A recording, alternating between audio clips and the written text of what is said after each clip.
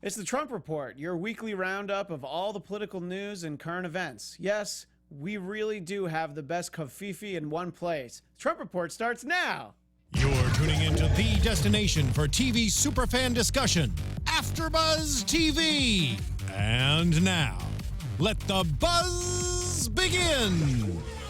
You know, that's really the problem with doing a weekly show is I think it was actually late Tuesday night that we were all subjected to kafifi out there, and we've had to sit on it for a whole week. Everybody's done all the jokes and everything, but no, I wouldn't be stopped. Now we get to do a summary of the summary. Well, exactly, and I'm just saying that we talk about how great it is when stuff happens Tuesday afternoon or even Monday night.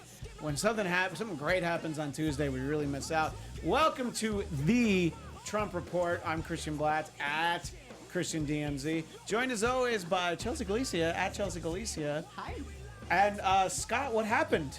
You look a little different for those watching on YouTube. It's our old pal Drexel Hurd at Drexel Hurd. Hello. Thank you for running from Las Vegas to the studio where you both, I assume, just finished Political Culture on BHL, and then they're in here with us. God only knows what show you're doing after this because sleep. That's exactly what I'm doing. We get to watch him sleep. Just my eyes. We'll do an Sleep after in this show episode. where we talk about Drexel's dreams. I could do an after show on sleep. I bet, and not getting enough of it, or just how well rested you felt. It's a high priority for me. That's what I dream about. I don't have time to sleep. I just dream about being able to sleep. And by the way, at Trump Report ABTV, that's how you can find us. And yes, you did hear Rage Against the Machine testify. We will talk about. I just saw George Bush pop up in that video. Yeah, well, that's how old the video was, and that's what I was saying to Steve, our engineer in the booth, before we started. That video, the Rage Against the Machine video, is from 1999, and in it, you go, "Wow, W looked so young, and Al Gore was so thin." So it's very, very strange. You can tell that was from a long time ago. That's funny. Anyway, so that was 99. I think I was like a sophomore in high school. Oh, that sounds great. That must have been fun to be a sophomore in high school back then. Right. I was in the workworkforce. I hadn't even started high school yet. Oh, okay. So there you go. The oldest. Anyway, the Testify that we're talking about, the testimony. There's going to be 2 Senate Intelligence Committee hearings this week. Tomorrow, which means we have to wait a week to talk about it, and then Thursday's the big one. But let's start off talking a little bit about tomorrow. 10 a.m. Eastern, which means 7 our time, which means if I value sleep, I'm not going to be watching it. If you value sleep, you're not going to be up to hear Rod Rosenstein and others talk about at this National Security Agency hearing. And then Thursday, 10 a.m. Eastern as well. Same Trump time, same Trump channel. It's the main event. Senate Intelligence Committee Chairman Richard Burr and Ranking Member Mark Warner, Democrat, they're trying to be, hey, this is a bipartisan hearing. And it's nice when people try and play pretend and things like that. Why pretend? Well, just because I don't trust anybody anymore. I mean, Mark Warner, I think, is like, oh, yeah, I'm really focused on this. I don't know enough about Richard Burr, but I loved him on Perry Mason. Let me tell you, full disclosure, I think we've talked about this before back in my non-Democrat days. I actually... Which is, what, about 1999? Which was 2004 when Richard Burr got elected. I was at his rally. I was at a Burr rally. Oh, yeah. I did not know that. Yeah, what made a friend of mine sent me. I had just joined College Republicans at the time because I was a freshman in college, and Richard Burr was running for election. George Bush was obviously running for re-election.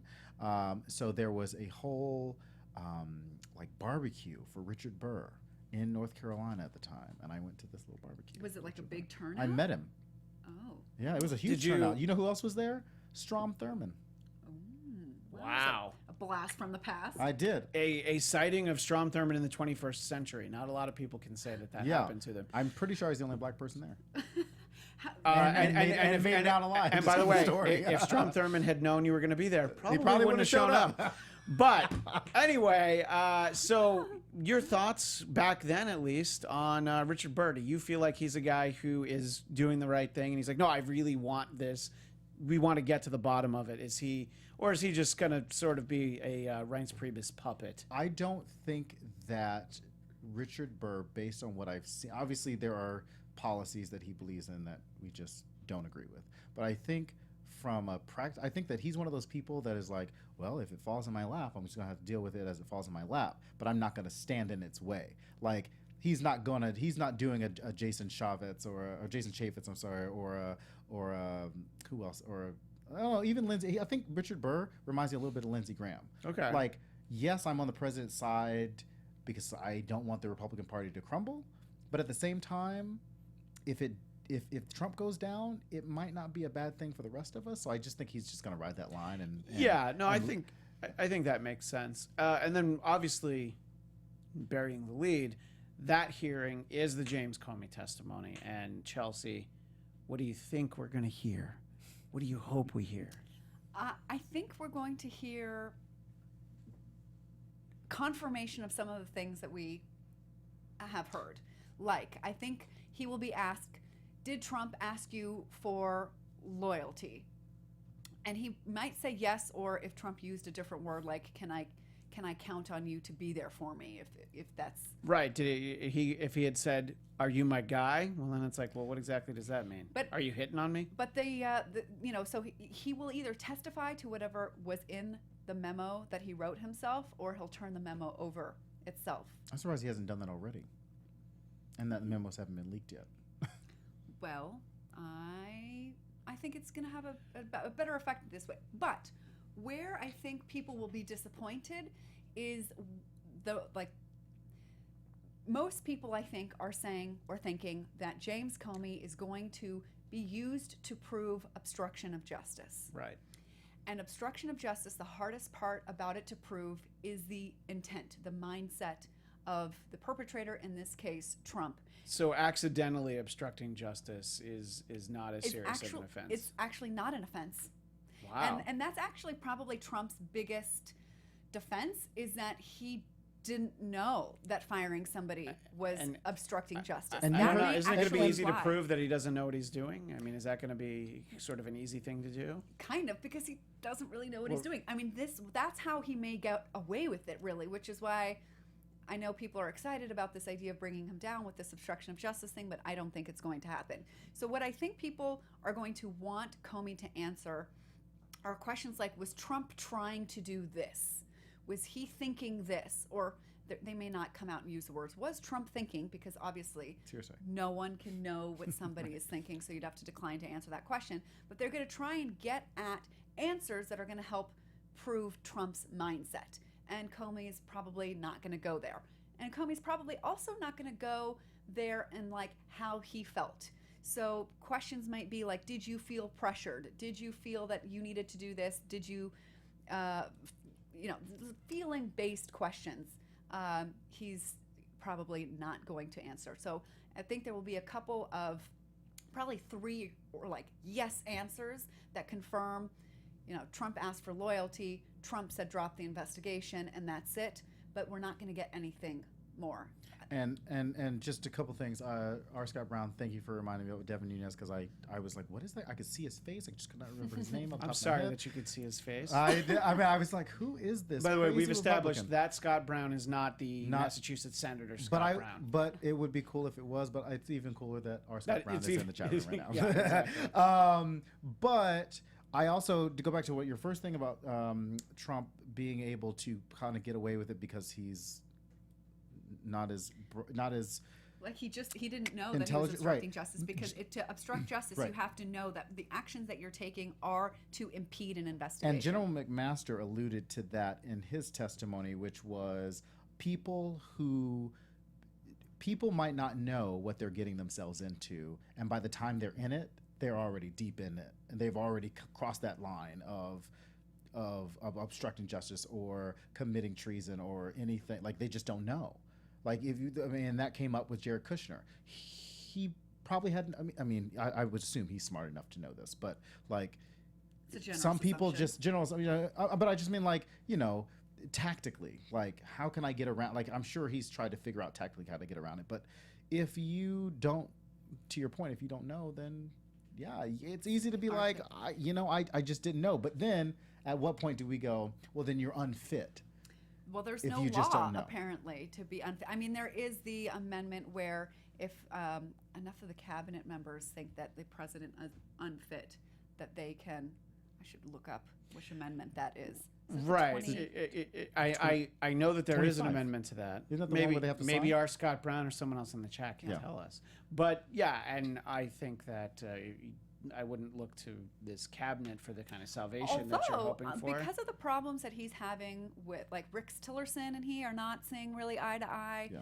He and Jeff Sessions are not Which we will talk about. buddy. Yeah.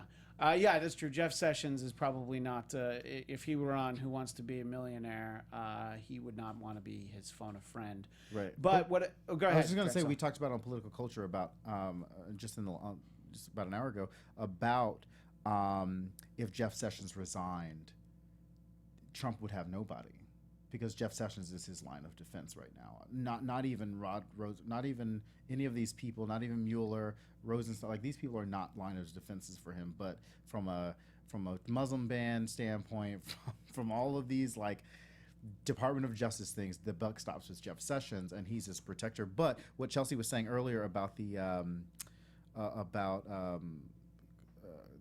loyalty conversation, I think there was an intelligence official that came out today that said that Trump asked him to intervene in stopping James Comey, or it was he was asking James Comey, or to stop James Comey, or somehow impede the investigation, and to get him to do that, get an intelligence official to do that. So Right. we're going to see more of that leaking. If you're not going to leak classified information like the person from The Intercept, like Reality Winner, Which we will also talk Reality Winner, about. Yes. then at least leak conversations. Yeah, and I mean, I think that whatever there is that maybe doesn't get discussed in these hearings during the testimony, will if there is anything else to know, somebody will of course leak it somewhere. But I agree with Chelsea in that I think that people will hear some interesting things. It'll definitely confirm some assumptions. But if anybody thinks that there is a gun, much less a smoking one, that like this is what we need. People have Thursday circled as the day where really we can start drawing up, papers for impeachment. I think they're going to be more than a little disappointed. I mean, they're going to be disappointed, just like 25th Trump. Amendment. Thank you, 25th Amendment. That's what I was saying. Storage Yeah, President. and R. Scott Brown, who's at it as well. But I think that Trump, anti-Trumpers will be just as disappointed in James Comey's testimony as anti-Hillary people were when James Comey, because it's not going to vindicate their guy. Right. It's not going to be like, see, nobody's really going to be happy with it. I would think Democrats would be a little happier, but I think that it's not like this is going to be the exoneration. Right. But we'll see, and then we'll be able to talk about it next week. On Tuesday, will be so many days before we get to talk about it. But I think to talk about everybody else talking about it. Yeah, well, this is where you come for the summary of the summaries. Well, Right. and Trump will have had quite a few days to tweet about whatever was said there. So at least we can do a Twitter recap. And we do need to start doing a segment, Drexel. I don't know if you know, but our friend Scott Moore, he pretty much every day gets up and gets into Twitter arguments with Mitch McConnell, and I believe also Donald Trump now. Interesting. It was just Mitch McConnell. And I've said that we're going to have to start presenting some of those selections at the end of Twitter each episode. segment. Yeah, just who's Scott tweeting at now? And he's at SMan80 for anybody that wants to get a head start and read those. See, look at that. He's not even here, and I promote his social media. Well, anyway, we talked about Jeff Sessions. And I guess the way to look at it, the way I summarize it, is that he does not seem to be the belle of the ball as he was before. According to the New York Times, President Trump has reportedly soured on Jeff Sessions, and he blames him for much of the early woes of the White House because he couldn't possibly blame himself. But he's especially concerned over the way that this Justice Department, which, just for everybody to know, is headed by Jeff Sessions, the way that it's handled the executive orders that have been intended to curb immigration and travel from several Muslim-majority countries, a.k.a. the Muslim ban. So the way that that's gone is apparently Jeff Sessions' fault. And I'm not saying that Jeff Sessions has helped it along, but I don't think that anybody in that job would have really been able to get those executive orders passed. My Chelsea? understanding is that he was upset that Jeff Sessions decided to drop the first travel ban and do a second one that was politically correct Yes. and weaker. But didn't Trump decide to pull it down and sign a new one? Was that Look, Jeff he signs a lot Sessions' of things. signature on it? So What, that doesn't what ma- if it was, by that the way? doesn't make a lot of sense. So I would like to blame Jeff Sessions for a lot of things, but that can't be one of them because that's just not reasonable. Then the other thing that I heard Trump was upset about was that Sessions had recused himself from anything related to Russia. And there was, I mean, he had no choice. I mean, it shows me that he has a bit of a conscience more than Trump, because the only right thing to do would have been to resign or at the very least recuse. He opted to recuse, and Trump apparently is livid about that. I mean, I guess he probably feels defenseless, and that's why he's so angry, because nobody in the Justice Department would go out on the limb for him the way that Jeff Sessions would, but Jeff Sessions can't do a dang thing. Which I also think there's a couple things on that, at least in my opinion, is Jeff Sessions has relationships with a lot of senators who, on some level, respect him, and I think that he wants to keep that respect level. On the other side, that's this same story that the New York Times put out was similar to the story that Donald Trump was upset or soured by General McMaster. And then so if you were looking at a pattern of Donald Trump, a story goes out that Donald Trump is upset with somebody. We all know that Maggie Haberman, that the direct line to any source that Maggie Haberman puts out is Donald Trump. Like, he's the source. So if that is the story and she wrote that story, then yeah, that came from Donald Trump. He is absolutely pissed at Jeff Sessions. He wants it out in the news. And he wants that people story. to know. And He wants people Jeff Sessions to know. He wants Jeff Sessions to find out that way. That way. Yeah. So then he trots. So that story comes out about General McMaster. The next 2 days, I don't know, within the next week, General McMaster is out on the White House lawn giving a press conference about something, and then defending everything. Like, I've never seen the NSA director as much as I have in these past few weeks, as I had since General McMaster. The story came out that Donald Trump was not happy with General McMaster. So it might, I would not be surprised if we don't see Jeff Sessions in the next couple of weeks coming out and the Justice Department going full steam on a few things. As we saw on Friday, Justice Department has already asked the Supreme Court to look into the Muslim ban. So, like, there might be a couple of steps that Jeff Sessions is like, okay, well, maybe I should get back in his good graces. I don't know. And so I think that's going to be the pattern. Trump puts out a story about a cabinet official. That cabinet official trots himself back out, gets back in Trump's good graces, and we're all good. And then there's going to be a pattern of an abusing pattern for these cabinet officials. And eventually they're either going to resign or they're going to do something so outrageous that they're going to just have to that they're going to have to let go. And you heard it here first, gang. Jeff Sessions is going to come out. I hope he's happy with it. Anyway, one of the things that Trump has been talking about his travel ban for is in relations to the London terror attack on Saturday. And this sort of came up conversationally earlier in this week with someone I know, and they're like, "You mean Manchester?" I'm like, "Oh, no, there was one in London." And somebody pointed out on Twitter, and I always try to give credit, but I don't remember who it was, is that attack happened before they had time to have the tribute concert that they put together to the Manchester attack. So that's how quickly we're getting these kind of attacks now. You know, you can't even properly honor the previous one beforehand. And I think that's been very well covered, that particular attack. And in a moment, we'll talk about President Trump's response. The thing that and we've talked about this before when some of these have happened, either on this show and or on Trump versus Hillary, it all kind of runs together. And basically, it's the same show, except Stephen Helmkamp was on one of them, but not the other one. But I'm sure he's having a lot of fun. He seems to be traveling the world, so good for him. Yeah, it's just somebody who wanted Trump to be president. He sure has spent a lot of time out of the country. It's a joke, just in case he's watching, which I doubt he is. But anyway, so the thing when you hear the terrible, the reporting of these terrible attacks in London, there's often this thing where everyone's hesitant to call something terrorism right away, and I'm not quite sure who you're worried about upsetting. Terrorists who you accidentally gave credit to, or somebody who's not a terrorist Well, I and think- calling them. I think it alarms people. Yes. It scares the public more when you use the word terrorism. But if you feel pretty confident that that's what it is, and if that's what the indications are, I don't know what you get from sitting on it. But I also think there's two things, because again, we talked about this briefly in political culture, which is if we say the word terrorism, just as Americans automatically think Muslims. Like that's their go-to, at least under this administration, that is their go-to thought. And I think that Barack Obama was very careful about how the Obama administration was very careful about how they said it. Other world leaders are very careful about making statements using the word terrorism and figuring out who it is first.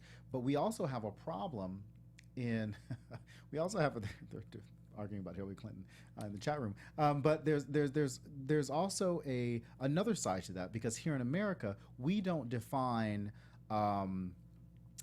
things like Oklahoma City and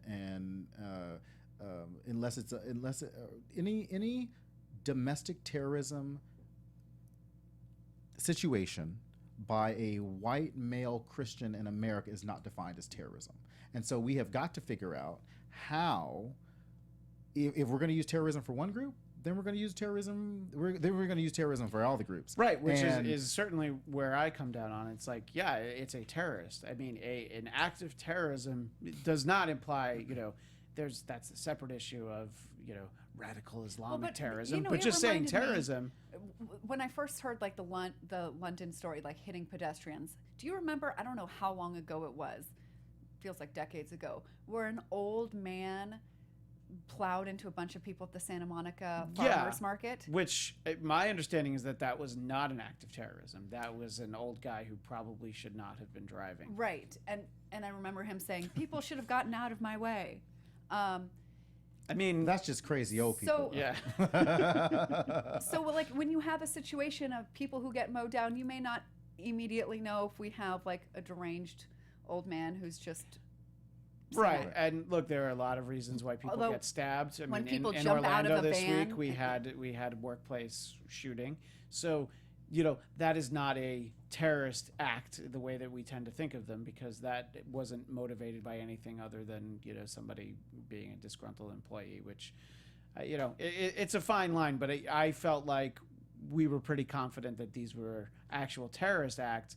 And not that I'm siding with President Trump on this, but that was the point he was trying to make, which is, well, first of all, he took information and synthesized it incorrectly. But did you see the AP's response to that? I did not. The AP put out a statement that said any information any information from the president. I'm just paraphrasing, sure. So I don't know. So I'm sure somebody will correct me. But it said any information from Donald Trump is not reliable.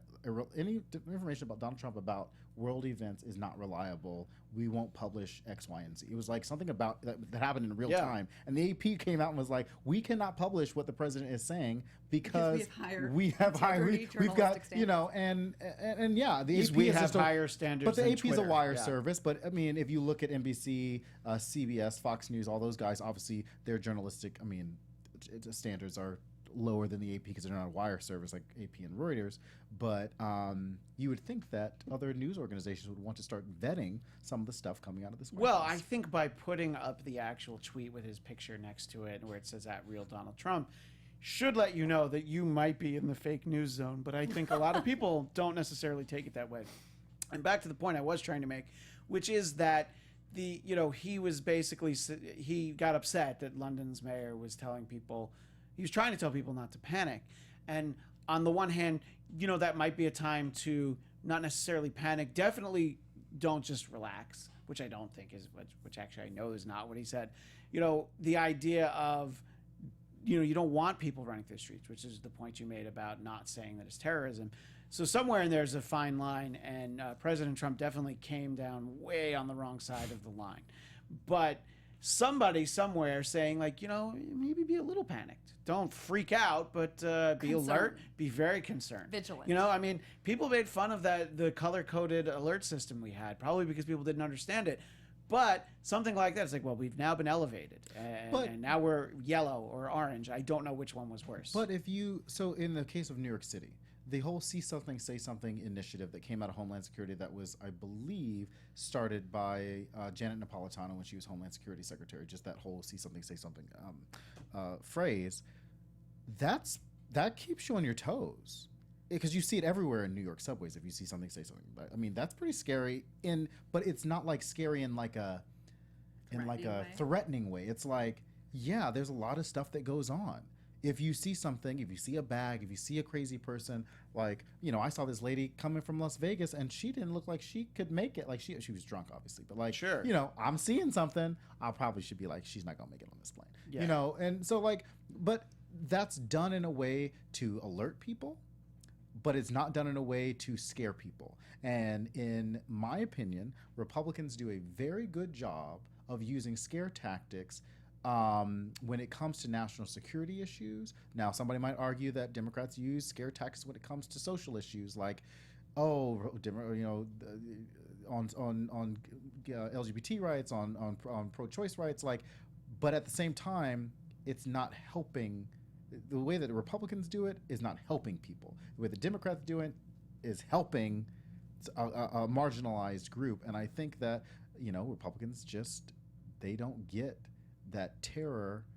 They don't get the definition of terrorism, at least in my opinion. They don't get that terrorism, by definition, is to cause panic. Yeah, no, I think I definitely agree with that assumption that that's the definition of terrorism. And I think that's why you hear so many people on the right for so long beating the drum of the idea that it is radical Islamic terrorism, because that's kind of all they're talking about. They're a lot less worried about Timothy McVeigh and, you know, the Unabomber, you know, very white guys, by the way. You know, these are not the kind of people that they're as concerned with. And that's where President Trump feels like the travel ban is actually something that's going to help us. He seems to be in an ever-increasing minority on that, though, you know. And on the travel ban? On the travel ban, yeah. I think people maybe are less excited about talking about it, but I think that there are some people who still really support it. Oh, I mean, absolutely. Even looking at the chat going on, nobody's exactly spoken on the travel ban, but I get the feeling that some of those people, and they can tell me if I'm correct, are people who staunchly support the travel ban. And I'll just point out somebody's Jared in the chat room says, just talking about importing more foreigners in terms of receiving refugees, and they don't bother to work on assimilationist policies. America doesn't run on assimilationist policies because that's not what we do here. You know, we are a melting pot of different people, so we should not be asking foreigners to come to the United States because there's nothing to like assimilate into. Well, language, yeah, but even still, we like, do have them know a bit of our history. But even still, if you go across, but only if they want to become citizens. But if you go to other countries, I bet you, if you're American, obviously we know this. American goes to another country, an American does not know another language. But if a foreigner comes here, chances, I would say maybe 6 out of the 10 people who come to the United States, if they're coming from a foreign country, knows their first language, and then they know English as well. So the other 4 people are going to have to, you know, eventually learn how to do that. But Americans just are not taught in American schools. Yeah, we can go through 3 years of, you know, foreign language class or whatever, but we're not retaining that, and it's not helping us because we're also not traveling as much as other countries do. We don't have as much time off in terms of work as other countries do. We don't have the money to travel because we're too busy worried about healthcare bills and stuff like that. So yeah, we're not utilizing the tools that we would have learned in school, so we cannot assimilate when we go overseas. If that's the argument, do Americans, you know, and that's the same question that I would ask people. Should Americans assimilate if you move to another country?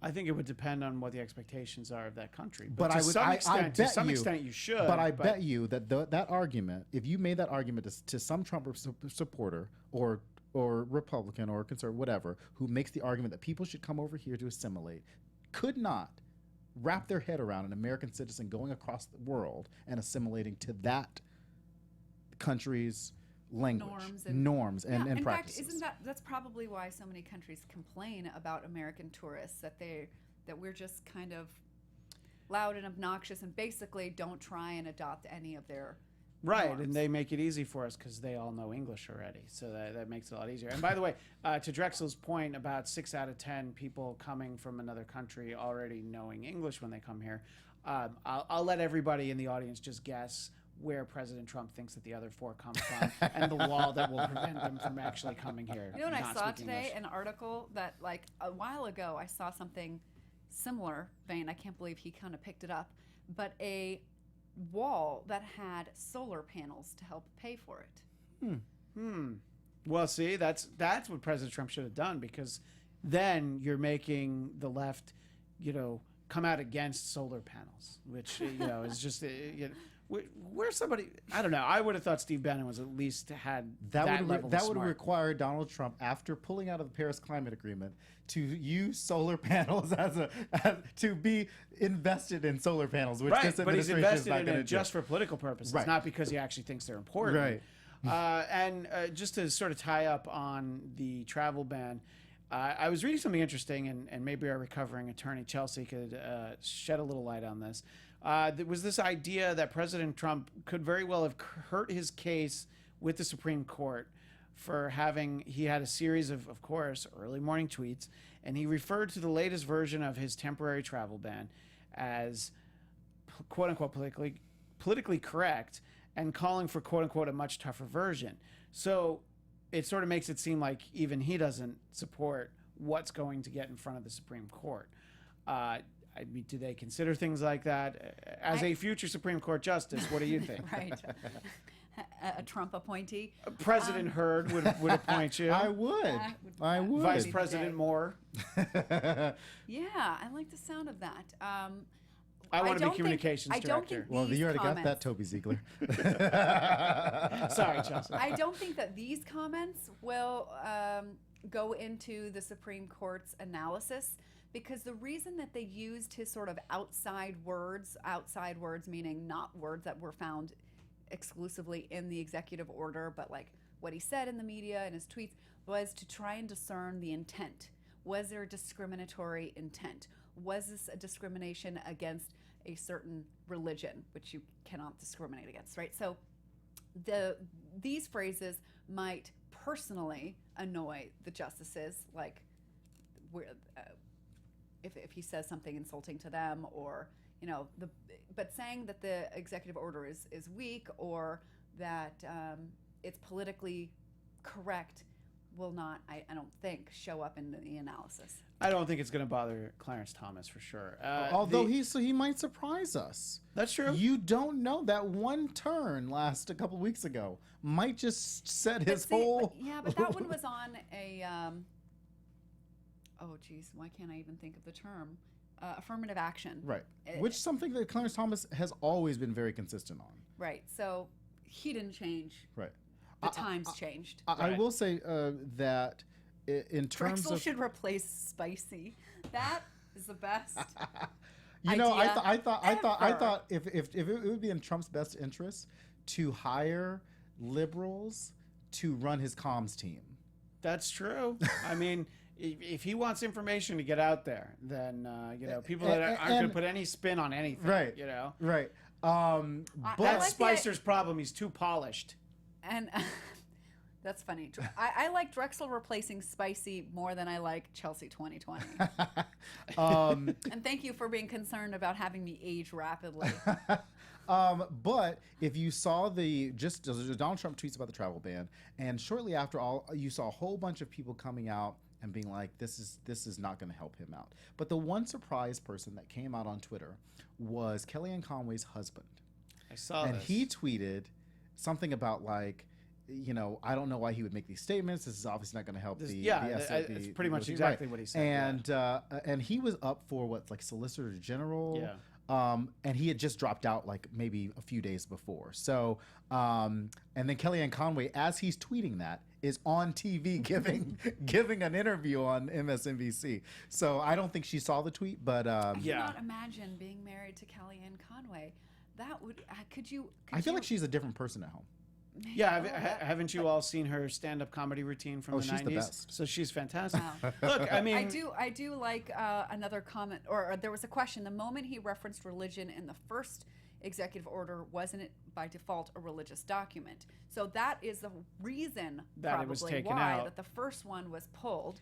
Although Trump now blames Sessions for pulling it, but that's sort of the final sort of button on this is the fact that President Trump has acknowledged that the U.S. is already engaged in extreme vetting. So that says to the Supreme Court, well, then why do you need this? This is what you want, is extreme. If your vetting is so extreme, clearly it's going to be very efficient, and you're going to keep out all the bad people anyway, all the bad hombres. But again, it's less about the principle, like we talked about this. We talked about the Paris, the U.S. pulling out of the Paris Climate Agreement last week. It's less about the principle of the document or whatever's behind it, and more about the win, or more about sticking it to somebody else. In terms of Paris Climate Agreement, it was less about the United States interests and more about sticking it to Barack Obama. But because you could see that in the statement on the Muslim ban, it's more about, I said this, I was going to do this in the campaign, and now I need to figure out ways to do it, whether or not it's legal or not. I'm going to find that it's more about the win than it is about the American people, because Trump only wants to win, which is all he talked about during the campaign, which is about winning, and it's not about making a smart policy. Right. We only have a few minutes left, and I do want to get to reality winner. But since the pulling out of the Paris Climate Accord came up, I just want to spend literally like 2 minutes on it. Personally, I'm not surprised that happened. I think all the indications were that President Trump is not going to be a big believer in that. And well, let me just finish. My thought is very short. And then when we do have a Democratic president again, it'll come back around. It's sort of like there's a lot of access to abortion laws that change very quickly when you have a Republican president, and they get changed back. So I think that there's repercussions, but I do think this is the sort of thing where let's see how much damage can happen in. Some would say 4 years, some would say 8, but until it changes. But what were you going to say? I was going to ask you if you remember what I said last week when we talked about what we think he was going to say. I remember saying that he's going to want to negotiate it, but I think I said he's not going to pull out. He's just going to want to renegotiate it. Right. So I think I got like a... You get partial credit there. Yeah. It's an income. And another argument that we brought up just real quick on the Paris Climate Agreement was that we saw, and this goes back to the argument of somebody in the communications department really should be spinning this in a way that benefits the president. We saw 200 cities across the country and with like a dozen states sign on to the Paris Climate Agreement. And in my head, if I was comms team for somebody who did not believe in the role of the federal government as it is a libertarian, whatever, I would say this is exactly what we wanted. We wanted the states to make the decision on what worked for them, and this is what happened. The domino effect is New York's doing it, this is doing it, these cities are California's doing it, and they're making their own decisions to do that. If Trump had come out there in the Rose Garden and said that, other than I was elected by the people of Pittsburgh and not Paris, if he would have made that argument to Republicans, people would have understood that. Republicans would have understood that. Rand Paul would have been like, absolutely. Paul Ryan, absolutely. Mitch McConnell, absolutely. This is exactly what the Republican line should be. But this communications team does not understand how to spin it like that. Well, they don't think they need to. Well, they should. That's a bigger problem. Here is one important thing that I'm going to suggest. I know that this is last week's news, but I'm going to suggest something totally and completely radical. Are you ready for this? I'm ready. That's not surprising. Read the dang thing. Read it. Okay, that's the craziest thing you've now. Stop. Listen, no one reads anything. It's 25 pages long, but it's like you can blow it up to big font. The language is pretty easy. I think you'd probably need a 6th grade education to read the dang thing. Yeah, it's not that long. And you will see that many of the reasons that it was so bad and terrible, and I see poorly structured and expensive and all that kind of stuff is just utter nonsense. Confifi. It is confifi. Well, we need to talk about a very important 25-year-old federal contractor. Her name, Reality Winner. She was charged with leaking information regarding a 2016 Russian military intelligence cyber attack, and that was given to The Intercept, an online news outlet, friends with Edward Snowden. She's a whistleblower, and she believes she's doing the right thing, preserving democracy, and she's shining a light on information the government doesn't want you to know. And yet, what most Americans aspire to live up to is not those actions, but her name. They would all love to be a reality winner. Could not believe that was her Nicely name. done. Thank you. I know I tripped Could over not my own have written cleverness. itself. Yeah, and it's, look, there's details there of a Russian cyber attack on a U.S. voting software supplier. No evidence hacking votes, but information that is, helpful to have out there. But I can see also that it's like people are going to draw a conclusion from that. And here's the thing, you can feel however you want about Reality Winner and her ridiculous name. You can feel however you want about Edward Snowden. These are people who break the law, and Edward Snowden was able to, get away. Right. But Reality Winner, I guess, was only one of 6 people who ever printed the document, so it became very easy to figure out who had leaked it. And to her credit, she did own up to it. Personally, I would have lawyered up, but I think that she's gonna have to. I mean, she's already. I don't know exactly what's going to happen to her, but she had to know that this was likely to happen. I think that she might have thought that Democrats would corral around her. And obviously this happened yesterday, so she might just. We'll see the statements of Democrats over named Tyranny. Oh my! But it's like Wow. it's like Tryany, Tryanny. But it's yeah, really tyranny. if Tyranny wants Tyranny, to Skype in, right. Tyranny can be a guest here. Anyway, your thought, Trace. But I think that when it comes to whistleblower laws, obviously this is Donald Trump directing the FBI to go after whistleblowers as much as they could. Because I don't think the Obama administration would have acted like Edward Snowden was an exception, and obviously the president did not go after Edward Snowden as hard as he could have. Edward Snowden, that information was, I think, something that probably the public should have known. Yes, obviously. That what? Well, I was going to say, one, people were upset about, but also he, what I think about what we know from that specific leak, I guess is the best way to put it. But the idea of just how watched we pervasive. are. Yeah. But this was also something that I think that obviously the public should watch, because in the past few sessions in front of the Senate Intelligence Committee, people have come out. James Comey's come out, General McMaster, a couple other people have come out and said, I don't believe that voting machines had an attempt. We have not seen information that voting machines have been tampered with. Now, on one side, that could be if they would have come out and said that, then people would have questioned not only the election, but just the process of American voting in general. On the other side, it's exposing the fact that these intelligence agencies did have this information that Russia was attempting to do something to voting machines days before the election. So it's like, what would you rather hear? Yeah, no, it's a good question. And I think that we haven't heard the last of Reality Winner, mostly because of the amazing name. We really only have about 1 minute, but because we have Drexel here on the panel, I wanted to dive in on a topic of Bill Maher, who usually is lauded and applauded for things he says. He is a comedian who probably is very used to just saying pretty outrageous things that people don't get too upset about. And I guess he felt like somehow he had license to use the N-word in a joke. And Drexel, since you're sitting here on this panel, I wanted to get your thoughts on, especially because this is Bill Maher, who is someone who I assume you watch his show. I do. Yeah. I have not watched Bill Maher in a long time. However, But someone that you appreciate his presence and I his appreciate the commentary. panel and Sure. the panel commentary and stuff like that. Bill Maher, even though people think he's a liberal, he's actually a libertarian.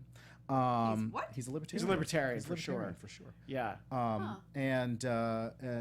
And I think that we talked about this on the last show, which was where's the line of where do political comedians, where's their line? And I think that Bill Maher obviously crossed that line. I don't think he was thinking. And whatever consequences, like you can say whatever you want to. Yeah. I am fine with you saying with whatever you want to. But, in the case of But you're really if you're asking me specifically about personally, the N-word. Yeah. if you're asking me personally, obviously I thought it was pretty disgusting and in poor taste. And I actually haven't watched the episode yet. I've only seen little clips of it.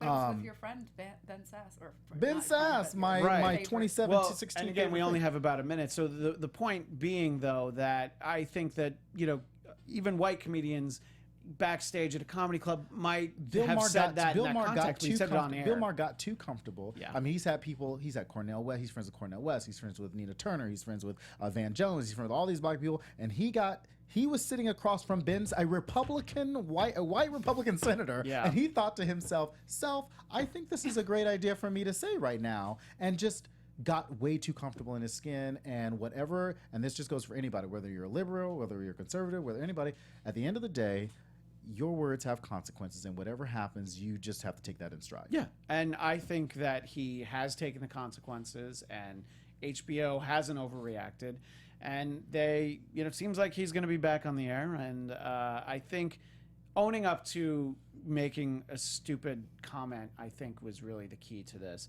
And just oddly, and we'll wrap up after this, earlier that day, I was doing a show, and I wanted to use that term that meant that I didn't even come close to saying it, and I was just like, well, you know, like Sam Jackson and Django Unchained, that guy, you know, and I think that, you know, there's a way to say that without as a white guy using the N-word. You use a visual that people can quite understand, and some people just don't get it. Yeah. And look, I understand why people on the right are upset, because they're like, hey, he got away with it because he's a liberal. But that's the crazy thing, because we talked about it again, the swiftness with which liberals and conservatives came out against Kathy Griffin, with which they came out against Bill Maher, was swift. Yes. When a liberal screws up, liberals come out against them.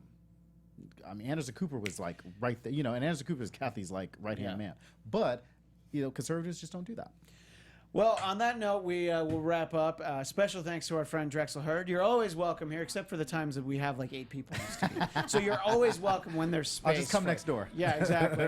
So at Drexel Hurd, at Chelsea Galicia, I'm at Christian DMZ. Don't forget the show. By the way, at Christian DMZ. I said my own Twitter wrong. Don't forget the show is at Trump Report ABTV. We'll be back next Tuesday, same Trump time, same Trump channel, 7 Pacific on Tuesday. We'll see you all then. Thanks, everyone. From executive producers Maria Menounos, Kevin Undergaro, Phil Svitek, and the entire AfterBuzz TV staff, we would like to thank you for listening to the AfterBuzz TV network. To watch or listen to other after shows and post comments or questions, be sure to visit AfterBuzzTV.com. I'm Sir Richard Wentworth, and this has been a presentation of AfterBuzz TV. Buzz you later. The views expressed herein are those of the hosts only and do not necessarily reflect the views of AfterBuzz TV or its owners or principals.